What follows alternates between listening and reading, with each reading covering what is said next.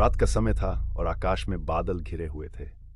अनीता अपने कमरे में अकेली बैठी थी जब उसे खिड़की के बाहर से एक अजीब सी आवाज सुनाई दी। उसने धीरे धीरे पर्दे को खींचा और बाहर झांका। वहां कुछ नहीं था, केवल अंधेरा और सन्नाटा।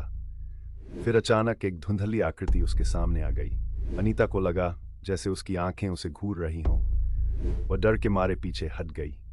उसने सोचा, क्या ये उसकी कल्पना थी या कुछ और।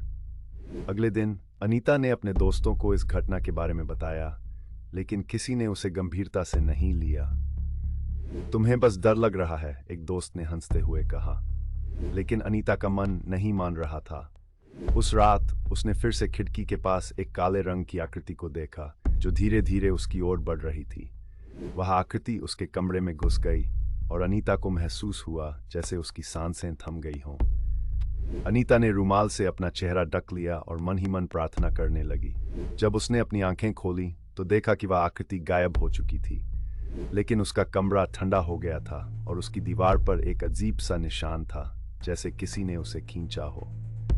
अगले दिन अनीता ने उस निशान को मिटाने की कोशिश की, लेकिन वह निशान कुछ ही देर में फिर से उभर आया। अब अनीता समझ गई थी कि वह आकृति कोई साधारण चीज नहीं थी। वह एक चेतावनी थी, एक संकेत कि कुछ भयानक होने वाला है। जैसे ही उसने खिड़की की ओर देखा, उसे लगा कि वह आकृति फिर से उसे देख रही है और इस बार वह उसे बुला रही थी।